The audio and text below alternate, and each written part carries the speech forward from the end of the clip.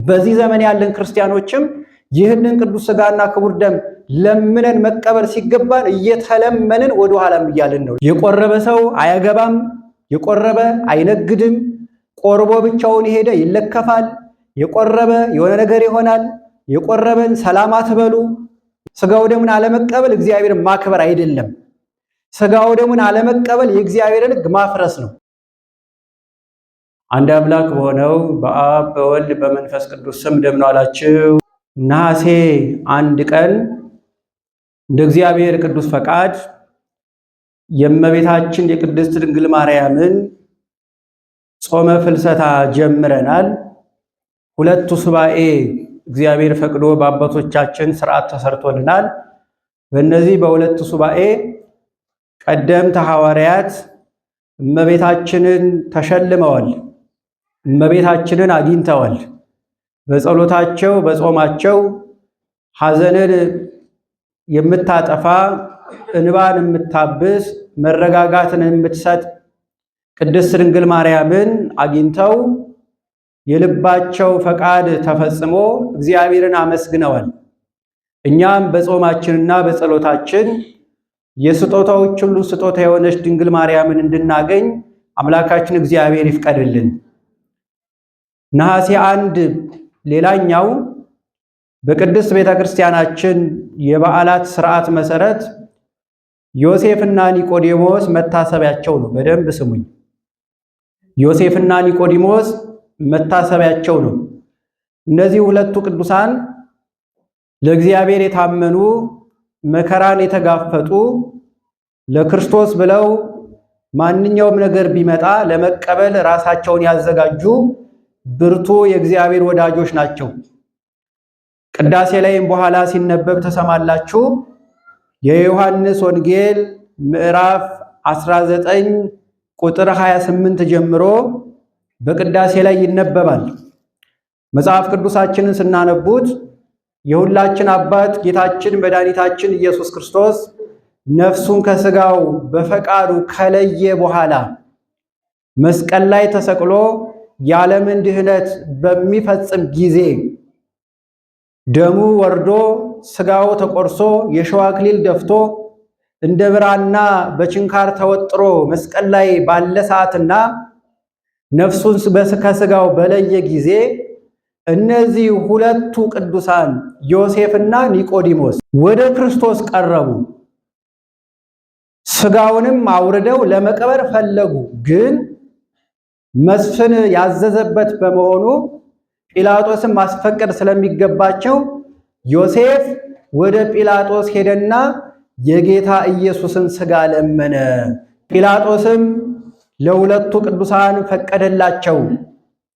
ወደ መስቀል ቀርበው እንግዲህ ባይምሯችሁ ሳሉት ዕለተ ዓርብን ጌታችን እንወደው ዘንድ ደም ግባት የለውም ተብሎ እንደተነገረ ሰውነቱ ሁሉ አልቆ ሥጋው ሁሉ ተበጣጥሶ የሸዋ አክሊል ደፍቶ መልኩን ለመለየት እስኪያቅት ድረስ ተለውሶ ሕዋሳቶች ሁሉ በመከራ ውስጥ አልፈው መስቀል ላይ ነፍሱን ከሥጋው ለይቶ ተሰቅሎ አዩት።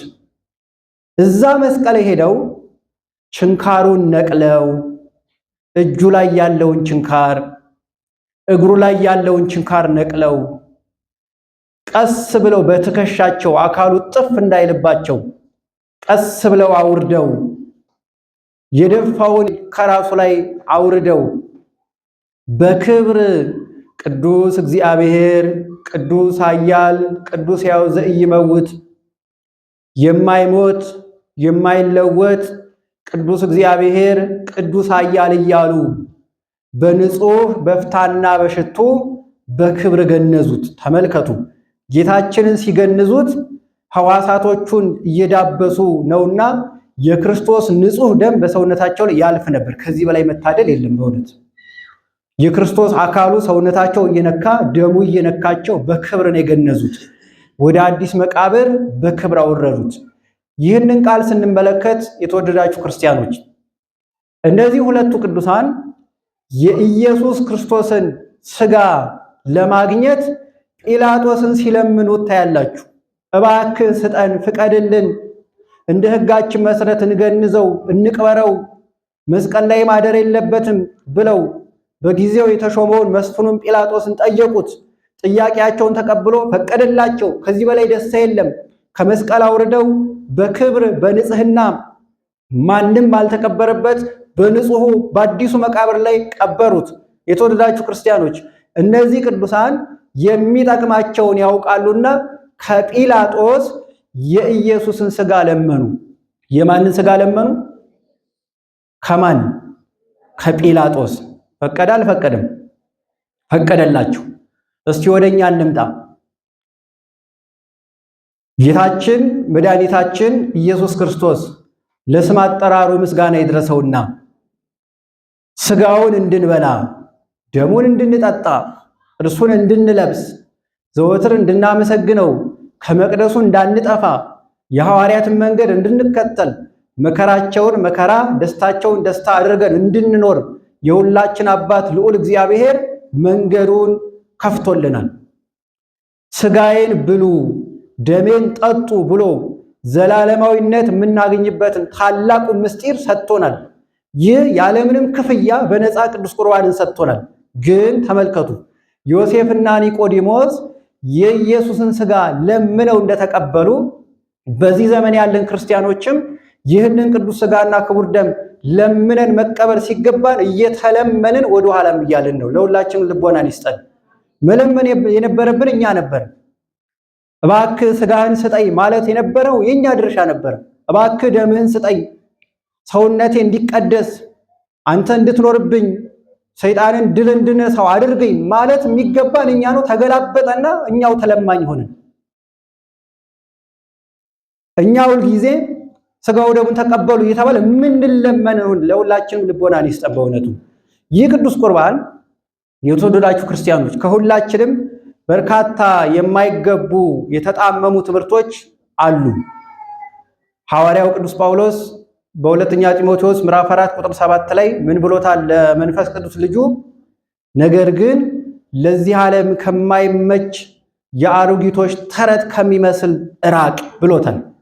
ለዚህ ዓለም ከማይመች የአሮጊቶች ተረት ወይም ባልቴቶች ከሚተርቱት ተረት ራስህን አልቅ፣ ነገር ግን ዘወትር እግዚአብሔርን መምሰልን ራስህን አስለምድ ብሎ ነግሮታልና ቤተክርስቲያን የማታስተምረው በቅዱሳት መጻሕፍት ያልተጻፈ አባቶቻችን ያልነገሩን ሰው ከቅዱስ ቁርባን እንዲርቅ እንዳይቆርብ ክርስቶስ ከእሱ ጋር እንዳይዋሃድ ዮሴፍና ኒቆዲሞስ የተባሉ ካህናቱ በውስጡ ሥጋውና ደሙን እንዳያሳድሩበት በርካታ የተሳሳቱ ትምህርቶች ሰውን ከቁርባን አርቀውታል። ይሄ የአደባባይ ምስጢር ነው። የቆረበ ሰው አያገባም፣ የቆረበ አይነግድም፣ ቆርቦ ብቻውን የሄደ ይለከፋል፣ የቆረበ የሆነ ነገር ይሆናል፣ የቆረበን ሰላም አትበሉ እንደዚህ አትበሉ እየተባለ በተለያየ መንገድ ሰው የእግዚአብሔርን ሕግ እንዳይፈጽም ቅዱስ ቁርባን እንዳይቀበል ብዙ እንቅፋት ሆኖናል። አምላካችን እግዚአብሔር ይህን እንቅፋት ከሁላችን ያስወግድልን። ማወቅ ያለባችሁ ነገር ሥጋው ደሙን አለመቀበል እግዚአብሔርን ማክበር አይደለም። እኔ እውነቱን እንገራችሁ፣ ሥጋው ደሙን አለመቀበል እግዚአብሔርን ማክበር አይደለም። ሥጋው ደሙን አለመቀበል የእግዚአብሔርን ሕግ ማፍረስ ነው። ምክንያቱም በዮሐንስ ወንጌል ምዕራፍ 14 ላይ እመሰታፈቅሩን ይቀቡ ትእዛዜየ ብትወዱኝ ትእዛዜን ጠብቁ ብሎናል። ከወደድነው ከትእዛዛቱ መካከል አንደኛው ቁረቡ የሚል ነው። ሥጋዬን ብሉ ደሜን ጠጡ እኔ ከእናንተ ጋር እኖራለሁ እናንተም ከኔ ጋር ትኖራላችሁ የሚል አምላካዊ ትእዛዝ ከተሰጠን እግዚአብሔርን የሚወድ ሰው ንስሐ ገብቶ ሥጋው ደሙን ይቀበላል። አለበለዚያ ግን የተወደዳችሁ ክርስቲያኖች ክርስትናችን ሁሉ ማሰሪያ እንዳልተበጀለት እንደተሰበሰበ ምን ይመስላል መሰላችሁ? እንደተሰበሰበ እንጨት ይመስላል። ማሰሪያ ልጥ እንደሌለው ዝም ብሎ የተሰበሰበ እንሸከም የሚሉት የማይመች የሚበተን እና ክርስቲያኖች ንስሐ ግቡ፣ ሥጋው ደሙን ተቀበሉ። ዮሴፍና ኒቆዲሞስ ለምነው ያገኙትን የክርስቶስን ሥጋ ዛሬ እኛ በነፃ እየተሰጠን ነው። ምንም ክፍያ አልተጠየቀም። ይህን ያህል ክፈሉ አልተባልንም። ምድራዊ መስፈርትም የለም። ምድራዊ መስፈርት ማለት ይህን ያህል ገንዘብ ክፈሉ፣ ሀብታችሁ ከዚህ በላይ የሆኑ ሰዎች ብቻ ቀረቡ፣ ድሆችን አንፈልግም፣ ያላገቡትን አንፈልግም፣ እንደዚህ ያደርጉትን አንፈልግም የሚል ምድራዊ መስፈርት ቤተክርስቲያን የላትም። እንዲህ የሚል ካለ ሊሸጣችሁ ነውና አሳልፎ መስጠት ነው። እንቁረብ ስትሉ 5000 ብር አምጡ የሚል ካለ አሳልፎ ሊሸጣችሁ ነው ማለት ነው። ስጋው ደግሞ እንቀበል ይሄን ያህል ክፈይ አለበለዚያ አትቆርቢም የሚል ሰው ካጋጠማችሁ ይሄ ጥፋት ነው ባጭሩ። ቁርባን አይሸጥም፣ በነፃ ነው። ምንድነው የሚጠበቅም? መንፈሳዊ መስፈርት ግን ግዴታችን ነው። ምንድነው መንፈሳዊ መስፈርት? ንስሐ መግባት ግዴታ ነው። ሌላስ? ካህኑ ያዘዙትን ቀኖና መቀበል ግዴታ ነው። ስግደት ሊሆን ይችላል፣ ጾም ሊሆን ይችላል፣ ጸሎት ሊሆን ይችላል፣ ምጽዋትም ሊሆን ይችላል። ለቤተ ክርስቲያን ይህን ያህል አስገባ፣ ለነዳያን ይህን ያህል ስጥ ብሎ ካህኑ ቀኖና ሊያዝ ይችላል። ከዚህ ውጭ ግን የትኛውም ምድራዊ መስፈርት ለቁርባን አይጠየቅም። ይህንን ስጦታ የሰጠን አምላካችን ለስም አጠራሩ ምስጋና ይድረሰው እና ንስሐ ግቡ። የማይገባ ትምህርት እየሰማችሁ ራሳችሁን አታታልሉ። ያለ ቁርባን ሕይወት የለም። የሞት መድኃኒት ቅዱስ ቁርባን ነው። ቅዱስ አግናጢዮስ ስለ ቁርባን ባስተማረበት ክፍል ላይ ሜዲሲን ኦፍ ኢሞርታሊቲ የኢመዋቲነት መድኃኒት ነው፣ የሕያውነት መድኃኒት ነው ብሎ ነግሮናል። ስጋው ደሙን የተቀበለ ለዘላለም ሕያው ሆኖ ይኖራል። ስጋው ደሙን የሚቀበሉ ክርስቲያኖችን አታስደንግጡ። ወጣቶች ከሆኑ ምን ሆነ ነው በዚህ ዕድሜ ባጭር ልትቀር ነው አትበሉ። የአባታቸውን ስጋና ደምን የተቀበሉት የሚራራላቸውን የሚደግፍላቸውን የሞተላቸውን የአምላክን ስጋና ደም የሚቀበሉትን ማበረታታት ይገባል። ቢወድቁም እንዲነሱ ማድረግ። ሰው ሆኖ ቆሞ የሚቀር የለም። ሁልጊዜ እጃችን ሰጪ ብቻ ላይሆን ይችላል። በስህተት ልንሰርቅም በድፍረት ልንሰርቅም እንችላለን። አንደበታችን ሁልጊዜ አመስጋኝ ብቻ ላይሆን ይችላል። በስህተትም በድፍረትም አንደበታችን ሰውን ሊሳደብ ሊያስቀይም ይችላል። ሕዋሳቶቻችን በጎ እንደሚሰሩ ሁሉ በድፍረትም በስህተትም ስህተት የማይገባ ተግባር ሊፈጽሙ ይችላሉ። ይህ ግን እንጨት ሆኖ የማይጨስ የለምና በደል ሲመጣብን መድኃኒቱ ከቁርባን መራቅ ሳይሆን ስጋው ደሙን እየተቀበሉ ራስን ማጽናት ነው። ለዚህ ታላቅ ምስጢር እንድንበቃ አምላካችን እግዚአብሔር ይፍቀድልን። በነገራችን ላይ ወደዚህ ምስጢር እንዳንቀርብ ካደረጉ ምክንያቶች መካከል አንደኛው የምናገኘውን ጸጋ ለማወቃችን ነው። በቅዱስ ቁርባን የምናገኘውን ጸጋ ባለማወቅ ከዚህ ታላቅ ማዕድ ራሳችን ተገለን ቀርተናል። ሰው የሚያገኘውን ክብር የሚያገኘውን በጎነት ቢያውቅ ኖሮ ስጋው ደሙን ዕለት ዕለት በተቀበለ ነበር። ልብስን ሳሙና እንዲያነጻው ሳሙና እንዲያጠራው ነፍስን የሚያነጻው ቅዱስ ቁርባን ነው። የኃጢአት ስርየት የሚያሰጥ ነው። አለበለዚያ ያለ ክርስቶስ ሕይወት፣ ያለ ክርስቶስ ከፍታ፣ ያለ ክርስቶስ ዘላለማዊነት በየትኛው መንገድ ስለማይገኝ የተወደዳችሁ ክርስቲያኑ ስጋው ደሙ እንድትቀበሉ ጥሪዬን አስተላልፋለሁ። አንድ አባ አርሳኔዎስ የሚባል ታላቅ አባት ነበረ። ይህ አባት እጅግ የጸሎት አባት ነው። በጸሎቱ ብዙ ነፍሳትን የታደገ ነው። ሲጸልይ አይደክምም። ድካሙን ታግሶ ይኖራል። ከዕለታት በአንድ ቀን አንድ ድምፅ መጣለት ወደሱ እንዲህ የሚል እና የሰው ልጆችን ስራ ላሳይ የሚል ድምፅ ወጣ። ከበዓቱ ወጥቶ ሲጓዝ የእግዚአብሔር መልአክ ከፊት እየመራ አንድ ባህር ዳር ደረሰ። እዛ መሃል ላይ አንድ ሰውዬ ማሰሮ ይዞ ውሃ ይቀዳል። እየሰማችሁ ነው? ያንን ውሃ እየቀዳ ወደ ማሰሮ ይጨምራል። ግን የሚገርመው ማሰሮ ከስር ሰባራ ነበር። ይቀዳል፣ ይሞላል፣ ከስር ይፈሳል። ሰውየው ይቀዳል፣ ይሞላል፣ ከስር ይፈሳል። አባ አርሳኔዎስ ገረመውና ምን ሆኖ ነው ምን ነካው ብሎ ገረመው። ቢያንስ የተሻለ ማሰሮ ይዞ ውሃውን አይሞላም የሚደክመው ለሚፈስ ውሃ ሲል እና ደግሞ የባሰ ላሳየህ አለው። ከዚህ የባሰ እሺ ብሎ አባ አርሳኔዎስ ሲከተል መልአኩን አንድ ሰውዬ እንጨት ይፈልጣል። ምን ይፈልጣል? እንጨት ይፈልጣልና እንጨቱን ፈልጦ ከመረው።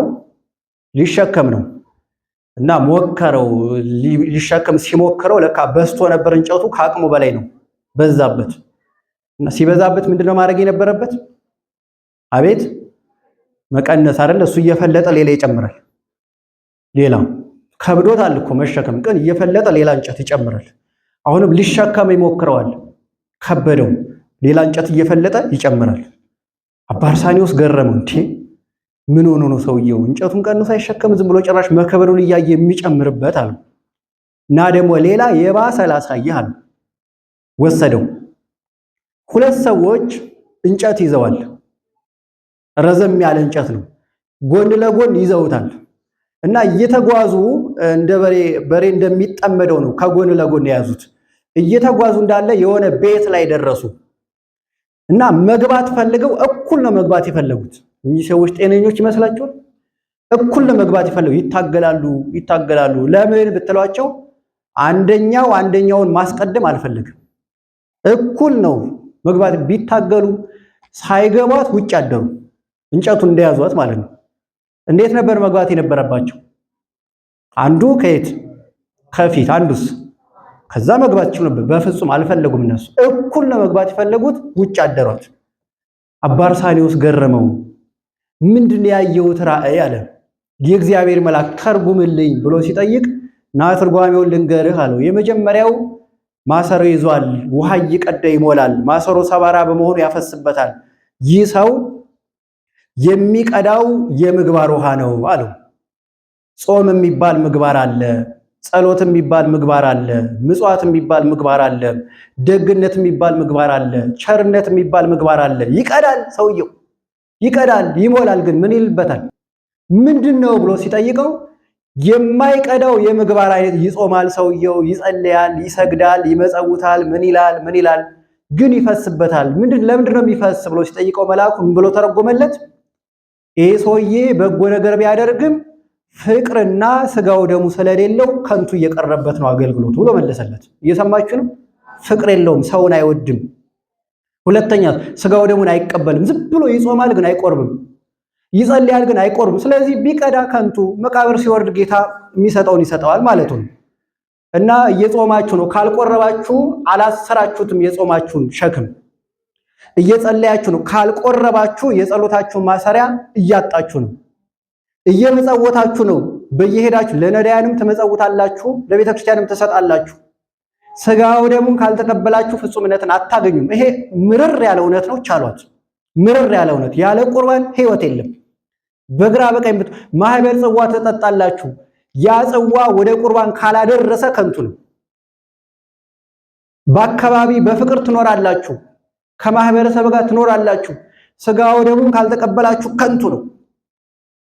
ቀርታችሁ እንዳይፈስባችሁ ከፈለጋችሁ ንስሐ ግቡና ስጋው ደሙን ተቀበሉ። ይሄ ቤተክርስቲያናው ጥሪ ነው። እንድንቆርብ አምላካችን እግዚአብሔር ይፍቀድልን። ሁለተኛው እንጨት እየፈለጠ ይከምራል፣ ሲከብደው ደግሞ ይጨምርበታል ማለት አሁንም እኛኑ ይመለከታል። እኛ ክርስቲያኖች ኃጢአት ይሰራና ብዝት ሲልበት ምን ማድረግ ነበረበት? ንስሐ መግባት ሲገባው ቆይ ቄስ ገሌ ነገ ሲል ደግሞ ነገ ሲያገኛችሁ እያፈረ ደግሞ ነገ ሲል ቆይ አዲስ ዓመት ይምጣ ሲል ደግሞ መስቀል ይምጣ ሲል ገና ይምጣ ሲል ዓመት ሲጨምር ኃጢአቱ እየበዛ ንስሐ ከመግባት ይልቅ በኃጢአት ላይ ኃጢአትን የሚጨምር ሰነፍ ሰውን ይመስላል። ስለዚህ መፍትሄው ምንድነው? እንጨቱ ሲከብድ መቀነስ ነው ማለት ኃጢአት ሲበዛብን መፍትሄው ንስሐ መግባት ነው። መፍትሄው ሌላ አማራጭ የለም። አባቶቻችሁ ጋር ቁጭ ብላችሁ ፍርጥ አድርጓት፣ መድኃኒቱን ቅብት አድርጎ ይመልሷቸዋል። መድኃኒታቸው ደግሞ ክርስቶስ ነው። ንስሐ መግባት። ሶስተኛው እስካለን ቀንበር ዱላ ይዘው እኩል ካልገባን ብለው ውጭ ያደሩ ደግሞ ትህትና ይመስላል። ትህትና የሌላቸው ሰዎችን ይመስላሉ። ትህትና እገሌ ይበልጣል ማለት ነው። ትህትና ማለት እገሌ ከኔ ይሻላል፣ እገሌ ይህንን ያድርግ ብሎ በትህትና መኖር፣ ወደ እግዚአብሔር ቤት በፍቅር መኖር፣ ማገልገል የእግዚአብሔርን ክብር እንድናገኝ ያደርጋል። ያለ ትህትና እዚሁ አያይዤ ልንገራችሁ። ትህትና ማለት ታላላቆችን ማክበር፣ ለነሱ ቅድሚያ መስጠት፣ ለአባቶቻችን ለእናቶቻችን የሚገባውን ክብር በአግባቡ መስጠት፣ ለአቅመ ደካሞች ስጋው ደግሞ ለሚቀበሉ ሰዎች ቅድሚያ መስጠት። ይህ ትህትና ነው። ከሁሉም ይጠበቃል። ሕፃናት እየሰማችሁ ነው። ወንበር ከያዛችሁ ለእናቶች ስጡና መርቁን በሏቸው። መመረቅ የእናቶች ግዴታ፣ መመረቅ የአባቶች ግዴታ፣ ማክበር የወጣቶች የልጆች ግዴታ። መቋሚያ ከያዛችሁ ለእናቶች ስጡ። እነሱ ያዙ፣ ስለሚደክማቸው እነሱ ያዙ። ለኛ ምንም ስለማይሰራ ለእናቶች ለአባቶች ከፍ ላሉ መቆም ለማይችሉ እግራቸው የታመማለ፣ ወገባቸው የታመማለ፣ እድሜ ብዙ ነገር ያመጣባችሁ ደዌው ብዙ ነው። ለነዚህ ቅድሚያ መስጠት ትህትና ይባላል።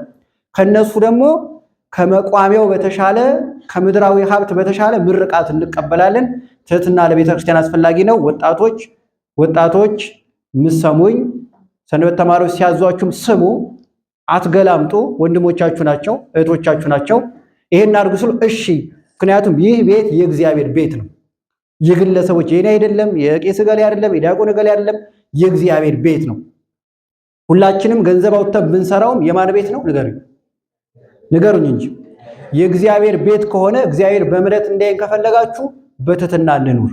ቅድሚያ መስጠት እንዲው ባስቢል እንኳን ቤተክርስቲያኑ ቢሞላ እኛ ውጭ ወጥተን እናቶች ቢገቡ ደስ ይለናል።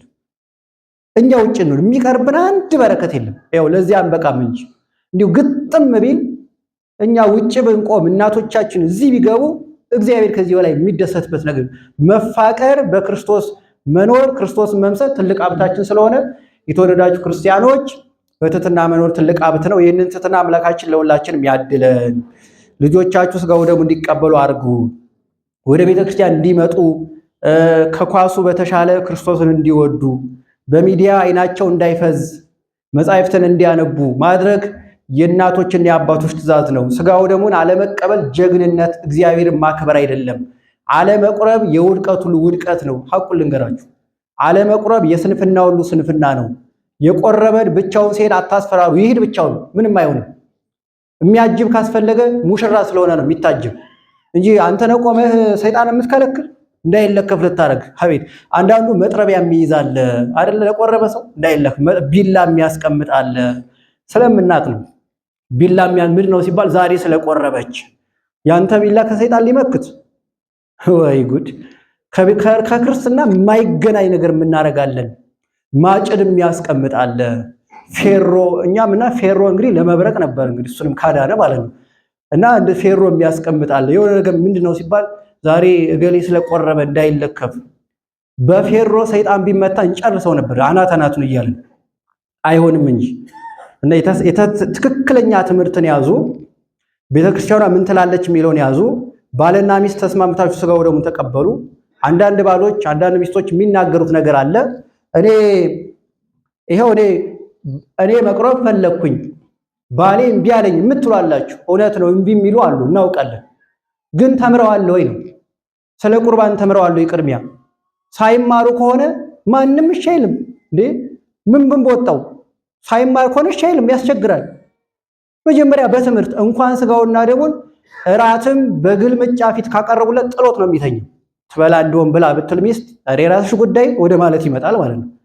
በፍቅር በስምምነት ውድ ባለቤቴ እባክህ ንስሐ እንግባ፣ ሥጋው ደሙን እንቀበል ብለን ስለ ሥጋው ደሙ በትእዛዝ ሳይሆን በፍቅር ሥጋው ደሙ የሚያሰጠውን ጸጋ ያለ ሥጋው ደሙ ምንም አይነት ክብር እንደሌለ በመነጋገር ወደ አባቶቻችን በመቅረብ አባቶቻችን አስተምሩን በማለት ግዴታቸው ስለሆነ ይሄን አጥፍተናል ምንድነው መንገዱ በማለት ጥፋታችንን አምነን እነሱም ያጠፋንበት ምክንያቱንና ወደፊትም እንዳንበድል የምንከተለው መንገድ ስለሚያስተምሩን የተወደዳችሁ ክርስቲያኖች ሥጋው ደሙን አለመቀበል በደል ነው። በኋላ ቅዳሴ ሲባል ተሰማላችሁ። ሃሌሉያ እመቦ ብእሲ ምእመናን ሰምታችሁ እቺን ቃል ታውቃላችሁ አይደል?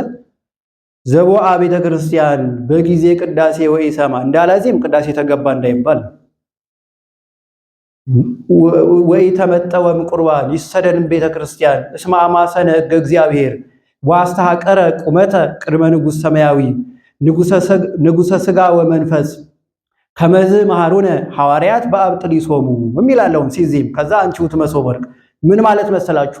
ከምዕመናን ወገን ወደ ቤተ ክርስቲያን የገባ ቢኖር እናንተ ማለት ነው። እናንተ ከምዕመናን ወገን ወደ ቤተ ክርስቲያን የገባ ሰው ቢኖር በቅዳሴ ጊዜ የሚነበበውን መጽሐፍ የማይሰማ ቢኖር ዝም ብሎ የሚያወራ ማለት ነው። በትክክል ጆሮውን ከፍቶ ቅዳሴውን የማያዳምጥ ቢኖር ከዛስ ቅዳሴው ሲፈጸም ሥጋው ደሙን የማይቀበል ክርስቲያን ቢኖር ከቤተ ክርስቲያን ይውጣ። ባጭሩ ማትቆርቡ ውጡልኝ እያለች ነው ቤተክርስቲያን። ካልቆረባችሁ ውጡልኝ እና አስቡበት ልላችሁ ፈልጌ ነው። እንዲህ እየተባልን ነው።